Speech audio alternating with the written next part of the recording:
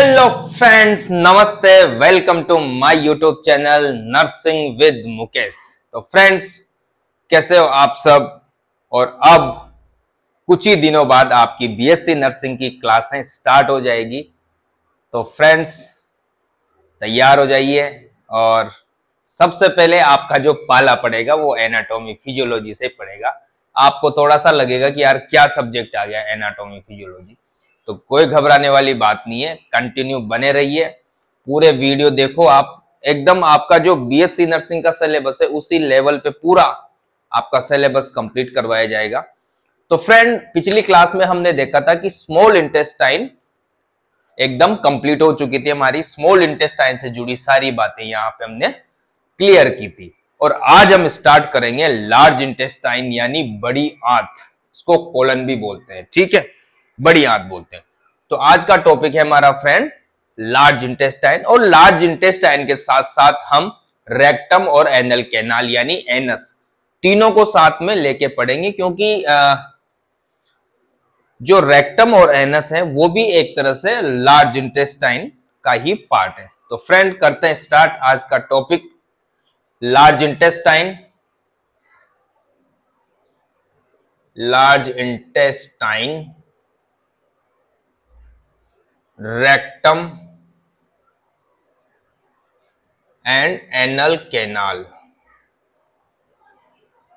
या इसको एनस भी बोलते हैं। क्या बोलते हैं? एनस, गुदा द्वार, ठीक है। तो ये है आज का हमारा टॉपिक, लार्ज इंटेस्टाइन, रेक्टम और एनल कैनाल या एनस। तो फ्रेंड, सबसे पहले तो थोड़ा सा डायग्राम बना देता हूं जिससे आपको समझ में आसानी से आ जाएगा, ठीक है।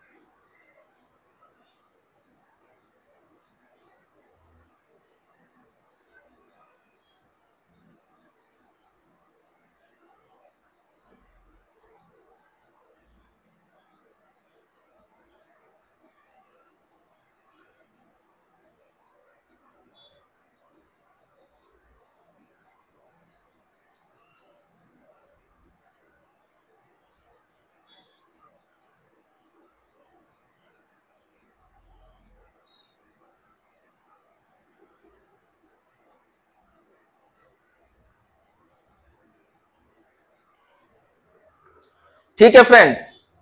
तो फ्रेंड, ये है जो ये मैंने जो यहां से बनाई, और यहां पे ये है अपेंडिक्स, ये है स्मॉल इंटेस्टाइन, ठीक है फ्रेंड।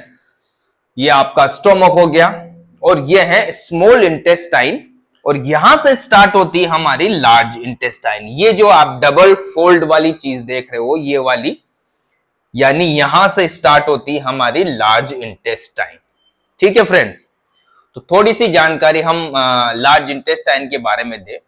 तो फ्रेंड, लार्ज इंटेस्टाइन की बात करें हम, तो ये कहां से स्टार्ट होती है? यहां पे ये स्मॉल इंटेस्टाइन है, और ये है टर्मिनल इलियम, ये वाला पार्ट है इलियम। और यहां से जब इलियम लार्ज इंटेस्टाइन से जुड़ती हैं, यहां पे कौन सा वॉल होता है? Ileocaecal wall. तो इस ये जो पार्ट है फ्रेंड, ये वाला पार्ट, इसको बोलते हैं सीकम। क्या बोलते हैं फ्रेंड? सीकम, ठीक है। यहां तक कोई दिक्कत नहीं होगी। ये है लार्ज इंटेस्टाइन का पहला पार्ट है सीकम, ठीक है।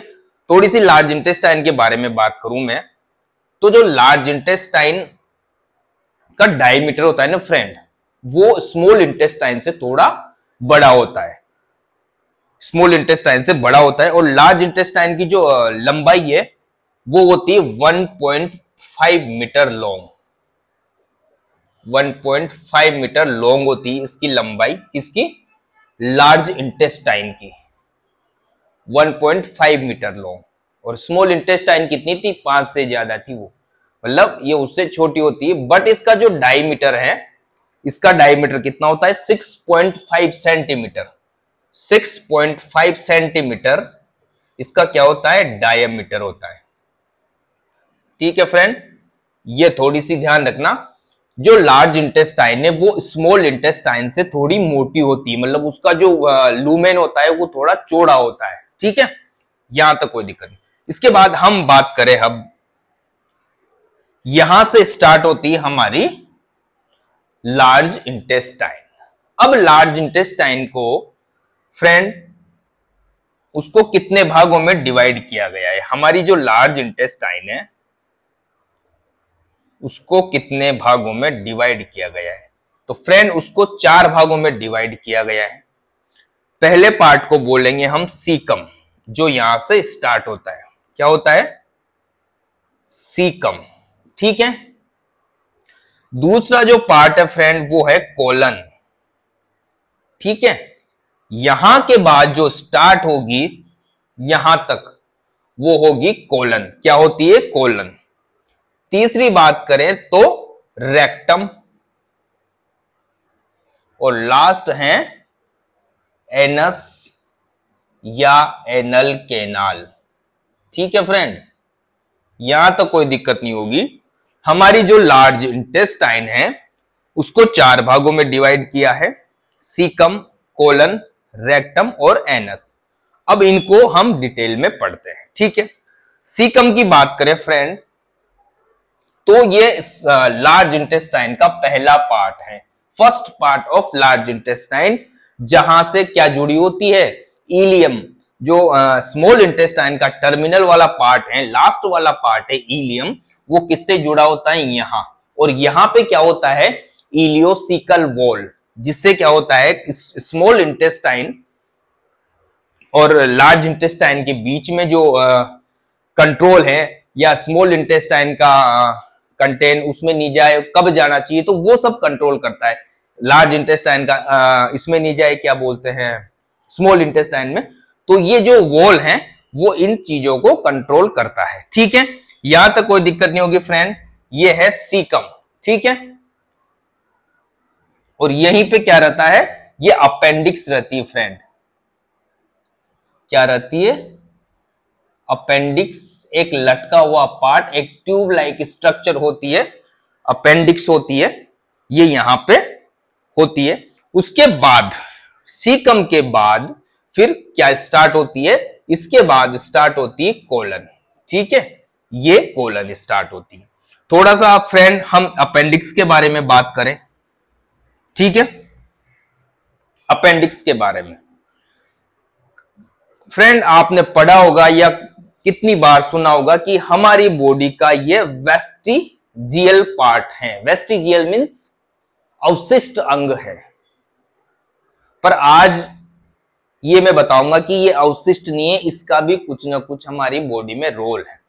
वैसे अपेंडिक्स हैं वो डाइजेशन में कोई रोल निभाती नहीं है, डाइजेशन का इससे कोई संबंध नहीं है, बट रहती कहां है? ये सीकम के जस्ट नीचे, सीकम के जस्ट नीचे होती है, और यहां पे 3 सेंटीमीटर नीचे ऑफ इलियोसिकल वॉल के 3 सेंटीमीटर नीचे होती है।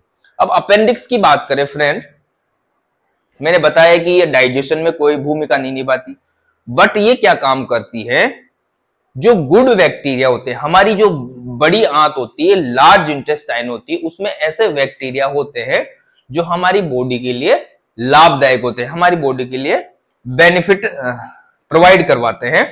तो ये क्या करती है? जब ये लार्ज इंटेस्टाइन इन बैक्टीरिया को फ्लश आउट करते हैं, बाहर निकालते हैं, तो ये अपेंडिक्स इनको यहां स्टोर कर लेती है। क्या कर लेती है? अपेंडिक्स उनको स्टोर कर लेती है।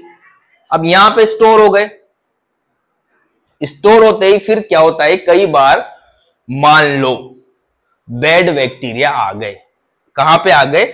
स्मॉल इंटेस्टाइन के थ्रू लार्ज इंटेस्टाइन में बैड बैक्टीरिया मींस जैसे कि वो हमारी बॉडी को नुकसान पहुंचाने वाले बैक्टीरिया अगर इस बड़ी आंत में आ गए, इस लार्ज इंटेस्टाइन में आ गए, तो यहाँ पे स्टोर जो गुड बैक्टीरिया है वो उनका स्थान लेने से पहले ही अपना स्थान ग्रहण कर लेते हैं, नहीं तो उनको हावी नहीं होने देते।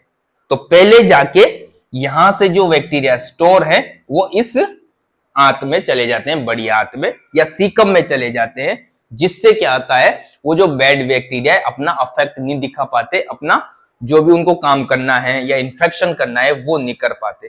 तो ये अहम रोल निभाती अपेंडिक्स। तो कहते थे ना कि अपेंडिक्स तो कुछ काम नहीं करती, बट कई बार ऐसा होता है कि इसमें इन्फेक्शन हो जाता है, इन्फेक्शन हो जाता है, अपेंडिसाइटिस बोलते हैं जिसको, इन्फ्लामेशन हो जाता है इसमें। और इसमें क्या होता है, लिम्फोइड टिश्यू से भरी पड़ी होती है। जब जहां पे लिम्फोइड टिश्यू आ गए मतलब वहां पे डिफेंस का काम होगा, ठीक है फ्रेंड। तो इसमें लिम्फोइड टिश्यू होते हैं और जब इसमें इन्फेक्शन हो जाता है तो इसको काट के बाहर फेंक देते हैं। कई बार मामला सीरियस भी हो जाता है, कई बार ये फट भी जाती है, फट जाती है तो पूरी पेरिटोनियम कैविटी में इन्फेक्शन फैल जाता है, पेशेंट का बचना भारी हो जाता है। तो ये थी अपेंडिक्स, कुछ आगे इतना खास नहीं है, ठीक है फ्रेंड। उसके बाद हम बात करें फ्रेंड कोलन, सीकम होगी, सीकम फर्स्ट पार्ट है ये। कोलन की बात करें फ्रेंड तो कोलन को 4 भागों में डिवाइड किया गया है। कितने भागों में? 4 भागों में डिवाइड किया गया है। एक होती असेंडिंग कोलन, एक होती ट्रांसवर्स कोलन,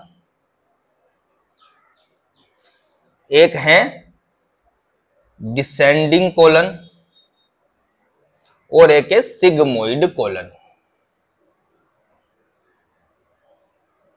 ठीक है फ्रेंड। ये जो आपको दिख रही है फ्रेंड सीकम के बाद ये वाली आपको दिख रही है, ये है असेंडिंग। असेंडिंग का मतलब ऊपर जाती हुई, असेंडिंग का मतलब होता है ऊपर जाती हुई, ट्रांसवर्स का मतलब होता है लेटी हुई, डिसेंडिंग का मतलब होता है नीचे जाती हुई, सिग्मोइड का मतलब होता है सिग्मा टाइप, एस शेप।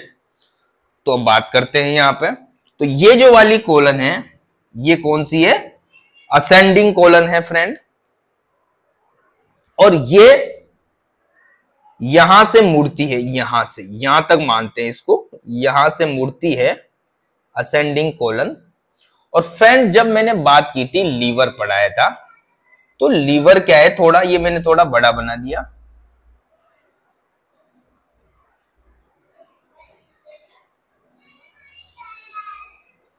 ये लीवर क्या है, थोड़ा सा यहां तक भी टच होता है, ठीक है, ऐसे टच होता है लीवर, ठीक है, यहां पे लीवर टच होता है। इस जहां पे असेंडिंग कोलन मुड़ती है, जहां पे ट्रांसवर्स होने वाली है वो यहां मुड़ती है, तो यहां तक है, इसको बोलते हैं हिपैटिक फ्रैक्चर।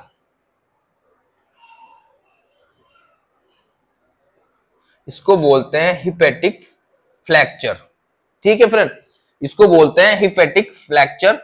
तो ये असेंडिंग कोलन है, यहां तक जाती है, फिर उसके बाद स्टार्ट होती है ये जो हिपैटिक फ्रैक्चर है, ये जो मोड़ है, ये कर्व है, इसको बोलते हैं हिपैटिक फ्रैक्चर, ये वाली जगह को, सॉरी यहां वाली जगह को। फिर यहां से स्टार्ट होती है ये कौन सी? ट्रांसवर्स कोलन, ये वाली ट्रांसवर्स कोलन है।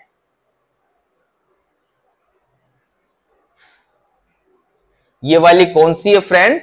ट्रांसवर्स कोलन, जो कि ट्रांसवर्स रहती है एब्डोमिनल कैविटी के, पूरी एब्डोमिनल को चीरती हुई या उसके ट्रांसवर्स में लेटी हुई रहती है ये वाली कोलन, ठीक है, यहां तक कोई दिक्कत नहीं होगी। ये कहां से स्टार्ट होती है ट्रांसवर्स कोलन? हिपैटिक फ्लैक्चर से लेके स्प्लेनिक फ्लैक्चर। यहां पे एक शब्द आएगा स्प्लेनिक फ्लैक्चर। स्प्लेनिक फ्लैक्चर क्या होता है फ्रेंड? यहां पे ही जस्ट स्टोमक के पीछे क्या होता है? स्प्लीन होता है हमारा, स्प्लीन, तो वो यहां तक आता है, स्प्लीन, ऐसे स्प्लीन यहां तक आता है। तो ये स्प्लीन का यहां पे ये जो घुमाव है, ये कर्व है, उसको बोला जाता है स्प्लेनिक फ्लैक्चर। जो स्प्लीन होती है बाद में पढ़ेंगे, स्प्लीन को कब पढ़ेंगे, लिम्फोइड टिश्यू में या लिम्फोइड सिस्टम में पढ़ेंगे उसको। तो यहां पे जो कर्व होता है वो होता है स्प्लेनिक फ्लैक्चर। तो ये जो ट्रांसवर्स कोलन है हिपेटिक फ्लैक्चर से लेके स्प्लेनिक फ्लैक्चर तक होती है। उसके बाद जब वो डाउनवर्ड जाती है और क्या बना देती है, डिसेंडिंग कोलन। क्या बना देती है फ्रेंड, डिसेंडिंग कोलन। ठीक है, यहां पे आ गई डिसेंडिंग कोलन। ठीक है, यहां आ गई डिसेंडिंग कोलन। फिर उसके बाद क्या होता है, ये डिसेंडिंग कोलन यहां पे घूम रही है, देखो ये घूमी यहां पे एक चीज होती है इलियक क्रेस्ट। फ्रेंड आपको यहां पे कमर पे या एक हड्डी फील होगी जो हमारी पेल्विक बोन से है, पेल्विक रीजन की बोन है, उसको बोलते हैं इलियक क्रेस्ट। एक उभार है क्रेस्ट ये, तो यहां पे फील होगा। यहां से फिर क्या है, वो जो डिसेंडिंग कोलन है घूम जाती है नीचे, ऐसे जाती है, ऐसे घूम के, जैसे ये जा रही है ना, ये घूम के ऐसे आती है और फिर यहां बनाती है, क्या बनाती है, ये यहां तक फिर और जाती है, ऐसे जाती है, फिर बनाती है रेक्टम। तो ये क्या है, ऐसे एस शेप में होती है। तो ये हो गई सिग्मोइड कोलन। ये कौन सी होगी, सिग्मोइड कोलन। ये होगी रेक्टम और यहां पे होगी एनस। ठीक है फ्रेंड, यहां तो कोई दिक्कत नहीं होगी। नीचे क्या होगी, एनस हो गई नीचे। ठीक है, तो ये कोलन के 4 पार्ट हो गए friend, ascending colon, transverse colon, descending colon और सिग्मोइड कोलन। यहां तक सिग्मोइड कोलन आ गई। ठीक है, उसके बाद फ्रेंड हम बात करें, सिग्मोइड कोलन हो गई, उसके बाद हम बात करें रेक्टम की। तो रेक्टम भी फ्रेंड, रेक्टम भी किसका पार्ट है, ये लार्ज इंटेस्टाइन का ही पार्ट है। रेक्टम भी लार्ज इंटेस्टाइन का पार्ट है, बट ये क्या है, ये लार्ज इंटेस्टाइन का सबसे फूला हुआ, डायलेटेड, क्योंकि वहां पे क्या होता है, फीकल आता है ना, तो वहां पे स्टोर होता है वो फीकल रेक्टम में। तो सबसे ज्यादा डायलेटेड है और 15 सेंटीमीटर लंबी होती है हमारी रेक्टम। एक एडल्ट की बात करें तो 15 सेंटीमीटर लंबी होती है। उसके बाद वो क्या करती है, रेक्टम क्या करती है, सिग्मोइड कोलन और नीचे एनस है उसको जोड़ती है, एनस को जोड़ती है। उसके बाद एनल कैनाल की बात करें तो फ्रेंड ये 2.5 सेंटीमीटर लंबी होती है। ठीक है, इसमें एनल कैनाल की बात करें, ये एनस ये 2.5 सेंटीमीटर लॉन्ग होती है। इसमें समझने वाली बात एक ही है कि इसमें 2 स्पिंटर होते हैं। क्या होते हैं, 2 स्पिंटर होते हैं। पहला जो स्पिंटर होता है इंटरनल स्पिंटर, वो बना होता है स्मूथ मसल का। जो इंटरनल स्पिंटर होता है वो बना होता है स्मूथ मसल्स का, जो कि हमारे कंट्रोल में नहीं होता, इनवॉल्यूंटरी होता है वो। ठीक है, ऑटोनॉमिक नर्वस सिस्टम का पार्ट है ये smooth muscles. Auto nervous system की मसल है ये स्मूथ मसल, जो कि हमारे कंट्रोल में नहीं होती, ये ऑटोमेटिक रिलैक्स और डायलेट होती है। दूसरी जो आउटर स्पिंटर है फ्रेंड, आउटर स्पिंटर जो हमारी एनस में पाया जाता है, वो बना होता है स्केलेटल मसल। और स्केलेटल मसल फ्रेंड आपको पता है कि वॉल्यूंटरी होती है, हमारे कंट्रोल में होती है। तभी आप इसको ट्राई करना, आपकी एनस में जो मसल्स होती है, स्पिंटर होगी बाहर की, आप अपने कंट्रोल कर सकते हो। आप गैस पास करनी होती, गैस को रोक सकते हो ना, जब फ्लड आता है तो पाद आता है ना आपको, पाद, तब आप उस गैस को रोक सकते हो। तो वो किसकी वजह से रोकते हो, ये स्केलेटल मसल वाला जो स्पिंटर है वो आपके कंट्रोल में होता है। कई बार आपको फ्रेश होना है, मान लो डिफिकेशन करना है, शौच करने जाना है, एकदम प्रेशर बना हुआ है, बट फिर भी आप उस प्रेशर को 1 घंटा आधा घंटा रोक सकते हो, आपको जगह नहीं मिली कहां फ्रेश होना है, तो वो उस डिफिकेशन को रोकने का काम कौन करता है? ये वाली जो स्केलेटल मसल है, ये आउटर स्फिंक्टर है, ये इसको रोकने का काम करता है। ठीक है फ्रेंड, यहां तक कोई दिक्कत नहीं होगी, यहां तक कोई दिक्कत नहीं होगी। ठीक है, तो ये 2 स्फिंक्टर याद रखना, एनएस में 2 स्फिंक्टरों का ध्यान है। अब फ्रेंड बात करें, हम स्ट्रक्चर की बात करें। अब स्ट्रक्चर मतलब किस प्रकार इनकी वॉल बनी होती है। स्ट्रक्चर की बात करें हम, स्ट्रक्चर की बात करें फ्रेंड, तो जो लार्ज इंटेस्टाइन, रेक्टम और जो एनल कैनाल है, वो जो एलिमेंट्री कैनाल की बेसिक स्ट्रक्चर है जिसमें 4 लेयर पाई जाती है, उनसे बने होते हैं, 4 लेयर से बने होते हैं। जो 4 लेयर बताई थी मैंने, पेरिटोनियम, स्मूथ मसल्स, म्यूकोजा, सब म्यूकोजा, तो इन 4 लेयर से बनी होती है। बट इसमें क्या होता है, कुछ चेंजेज होते हैं। जो लॉन्गिट्यूडनल मसल हैं,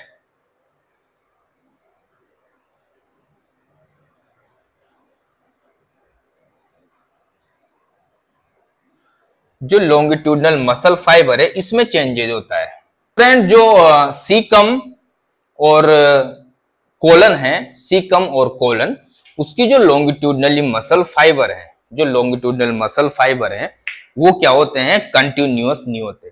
जो अगर जीआई ट्रैक्ट की बात करें हम पूरे की, तो जो लॉन्गिट्यूडनल मसल फाइबर होते हैं, लॉन्गिट्यूडनल मसल होती, वो एकदम कंटिन्यू होती है। बट इसमें क्या है, ये जो वाली दिख रही ना आपको, ये वाली, ये कंटिन्यू नहीं होती। ठीक है, यहां घुमावदार, फिर यहां पे, तो जो कोलन और सीकम की जो लॉन्गिट्यूडनल मसल है, वो कंटिन्यूअस नहीं होती। और 3 स्ट्रिप में पाई जाती है। ये जो स्ट्रिप दिख रही है आपको, ये मैंने सिंगल बनाई है, बट ये 3 स्ट्रिप दिखती है लॉन्गिट्यूडनल मसल की, 3 स्ट्रिप दिखती है। इसको बोलते हैं फ्रेंड, जो 3 स्ट्रिप हैं, ये वाली 3 स्ट्रिप, इसको बोलते हैं टीनिकोलाई। इसकी स्पेलिंग भी तगड़ी है, इसकी जो स्पेलिंग है TAENIAE, कोली, ये बोलते हैं इसको टीनिकोलाई बोलते हैं फ्रेंड इसको। ये जो आपको 3 स्ट्रिप दिखाई दे रही है, 3 स्ट्रिप्स, ये 3 स्ट्रिप्स दिखाई दे रही है, उस स्ट्रक्चर को बोलते हैं टीनिकोलाई। ये स्पेलिंग है इसकी टीनाइकोलाई। तो टीनिकोलाई ध्यान रखो आप, टीनिकोलाई बोलते हैं इसको। ठीक है, ये थोड़ा सा मॉडिफिकेशन है लॉन्गिट्यूडनल मसल में, कंटिन्यूअस नहीं होती, और 3 स्ट्रिप पाई जाती है, जिसको बोलते हैं टीनिकोलाई। ठीक है फ्रेंड, अब और बात करें, जो ये टीनिकोलाई है या ये लॉन्गिट्यूडनल मसल है, ये वाली क्या है थी, जो हमारी जो सीकम और कोलन होती है, उसकी लंबाई, जैसे मान लो उसकी लंबाई ये इतनी लंबाई है, सीकम और कोलन की इतनी लंबाई है, बट जो मसल्स फाइबर है वो इतने ही होंगे, इतनी ही लंबाई कम होगी। तो वो क्या करते हैं, इसको खींच के रखते हैं, ऐसे खींच के रखते हैं, तो इसको इस पोजीशन में रखते हैं। ये मैंने डायग्राम ऐसे बनाया, बट जो इसकी पोजीशन है उसको खींच के रखते हैं। ये वाले जो लॉन्गिट्यूडनल मसल फाइबर है उसको खींच के रखते हैं। तो उस जो खींचने वाली स्ट्रक्चर है उसको जिस प्रकार पुक्कर्ड टाइप की दिखाई देती है, जिससे वो क्या होता है, जिससे हमारी जो लार्ज इंटेस्टाइन है वो पुक्कर्ड टाइप की या पुक्कर्ड अपीयरेंस आता है, सिकुड़ी हुई ऐसे खींच के रखता है ना वो। कोई भी, जैसे मान लो कोई भी लंबी चीज है, उसमें धागा बांध रखा है ऊपर छोटा, तो जैसे धागा खींचेगा तो वो खिंचा हुआ आएगा ना उसमें, तो इस प्रकार की अपीयरेंस आती है इसमें, पुक्कर्ड अपीयरेंस बोलते हैं इसको। क्या बोलते हैं, पुक्कर्ड अपीयरेंस बोलते हैं। अब फ्रेंड हम बात करें, ये तो हो गई कोलन और सीकम की बात। रेक्टम की बात करें तो रेक्टम में भी फ्रेंड जो बेसिक स्ट्रक्चर हैं जीआई ट्रैक में जो भी लेयर पाई जाती है लॉन्गिट्यूडनली, उसमें रेक्टम और एनल कैनाल जो बेसिक स्ट्रक्चर हैं जीआई ट्रैक की वही पाई जाती है, वही 4 लेयर पाई जाती है। किसमें? रेक्टम और एनल कैनाल में। और स्पिंटर की बात करें, जो रेक्टम में स्पिंटर होते हैं वो सर्कुलर मसल्स के बने होते हैं, सर्कुलर टाइप की मसल्स होती है। कौन सी होती है? सर्कुलर, ऐसी वाली मसल से बने होते हैं, ऐसे, ठीक है, ये सर्कुलर टाइप की मसल से। इंटरनल एक्सटर्नल जो स्पिंटर होते हैं वो सर्कुलर टाइप की मसल से बने होते हैं। अब सब म्यूकोजा, इनमें सभी में सब म्यूकोजा सेम होती है। सब म्यूकोजा में क्या होता है? लिम्फोइड टिश्यू पाए जाते हैं जो क्या करते हैं, जहां पे लिम्फ का नाम आ जाता है सब म्यूकोजा में। सब म्यूकोजा की बात करें हम तो यहां पे क्या पाया जाता है? Lymphoid tissue. लिम्फोइड टिश्यू पाया जाता है जो डिफेंस मैकेनिज्म प्रोवाइड करवाता है, डिफेंस मैकेनिज्म करवाता है लिम्फोइड टिश्यू। उसके बाद हम बात करें म्यूकोजा। म्यूकोजा में भी वही सेम। म्यूकोजा क्या करती है? इसके अंदर किसकी, ये पहले तो म्यूकोजा किसकी बनी होती है? स्क्योमस स्ट्रेटिफाइड एपिथेलियल टिश्यू की बनी होती है। उसमें क्या पाई जाती है? Goblet cell. गोबलेट सेल क्या सिक्रेट करती है? म्यूकस सिक्रेट करती है, जिससे फिसेज होता है, जो मल होता है, उसको लुब्रिकेंट करती है। वो क्या करती है? मल को लुब्रिकेशन, मल का लुब्रिकेशन करती है या मल को लुब्रिकेंट करती है, ठीक है। तो यहां तो कोई दिक्कत है कि इतना खास कुछ है नहीं। इसके बाद फ्रेंड हम बात करें ब्लड सप्लाई। ब्लड सप्लाई की बात करें तो ब्लड सप्लाई में भी कुछ खास नहीं है, बस आपको एक वेन और एक आर्टरी का ध्यान रखना है।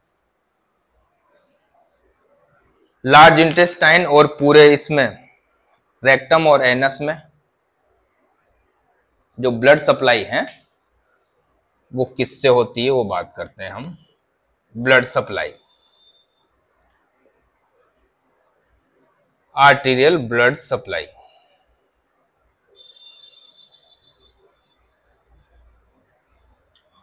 आर्टीरियल ब्लड सप्लाई की बात करें तो friend superior and inferior mesenteric artery, superior and inferior mesenteric arteries, ठीक है। सुपीरियर और इंफीरियर जो मेजेंट्रिक आर्टरी होती है वो क्या करती है? सुपीरियर और इंफीरियर मेजेंट्रिक आर्टरी क्या करती है? ये आर्टेरियल ब्लड सप्लाई करवाती है हमारी लार्ज इंटेस्टाइन में। यहां पे प्योर ब्लड की सप्लाई होती है। Superior and inferior mesenteric artery जो कि ऊपर एओर्टा से निकलती, फिर थोरेसिक एओर्टा, फिर एब्डोमिनल एओर्टा, फिर इनकी ब्रांचेज निकलती है सुपीरियर एंड इंफीरियर मेजेंट्रिक, ऊपर वाली और नीचे वाली। सुपीरियर की मैंने पिछली क्लास में बताया था कि स्मॉल इंटेस्टाइन को भी क्या करती है? ब्लड सप्लाई करती है। अब इसके बाद बात करें फ्रेंड वीनस ड्रेनेज। यहां से जो अशुद्ध इम्प्योर ब्लड है वो किसके द्वारा जाता है? Venus drainage. वीनस ड्रेनेज की भी बात करें फ्रेंड तो वीनस ड्रेनेज भी इन्हीं ब्रांचेस द्वारा जाएगा, बट ये क्या हो जाएगी? सुपीरियर एंड इंफीरियर वेन, यहां वेन हो जाएगी, ठीक है। सुपीरियर और इंफीरियर वेन के द्वारा ऊपर जाएगा। फिर क्या होता है? इन दोनों ब्रांचों में क्या मिल जाती है? Hepatic and gastric artery. इनमें क्या मिलती है? हिपैटिक और गैस्ट्रिक आर्टरी मिल जाती है। Superior and inferior vena, superior and inferior जो वेन है, सुपीरियर और इंफीरियर मेजेंट्रिक, सुपीरियर और इंफीरियर जो मेजेंट्रिक वेन है उसमें क्या मिल जाती है, गैस्ट्रिक वेन, सॉरी यहां पे हिपेटिक वेन नहीं, स्प्लेनिक वेन। यहां से ना स्प्लेनिक, यहां से जो इसका भी ड्रेनेज ले जाएगी स्प्लीन का, तो स्प्लेनिक वेन मिल जाती है। फिर क्या होता है, ये जो सारा ये चारों वेन मिलके क्या करती है, डायरेक्ट इंफीरियर वेना केवा में। मैंने स्मॉल इंटेस्टाइन में, यहां ध्यान देना, मैंने स्मॉल इंटेस्टाइन में क्या पढ़ाया था कि स्मॉल इंटेस्टाइन से जैसे ब्लड जाता है, इम्प्योर ब्लड, तो वो पहले लीवर में जाता है। क्यों जाता है, क्योंकि वहां से न्यूट्रिएंट्स जाते थे, न्यूट्रिएंट्स से लदा हुआ होता है वो ब्लड, तो न्यूट्रिएंट्स में कोई टॉक्सिन्स तो नहीं आ गए, तो उसकी वजह से वो लीवर में जाता था, लीवर उसको चेक करता था। मैंने बताया लीवर हमारी बॉडी की केमिकल लैब है, तो लीवर चेक करता है, फिर उसके बाद हिपेटिक आर्टरी के द्वारा फिर कहां जाता है, इंफीरियर वेना केवा में। यहां पे क्या होगा, रेक्टम और जो स्मॉल लार्ज इंटेस्टाइन है, इनका जो इम्प्योर ब्लड है वो डायरेक्ट लीवर को बाईपास करता हुआ, यानी कि पोर्टल सर्कुलेशन में नहीं जाएगा, पोर्टल वेन में जुड़ेगा नहीं, डायरेक्ट कहां चला जाएगा, डायरेक्ट चला जाएगा इंफीरियर वेना केवा।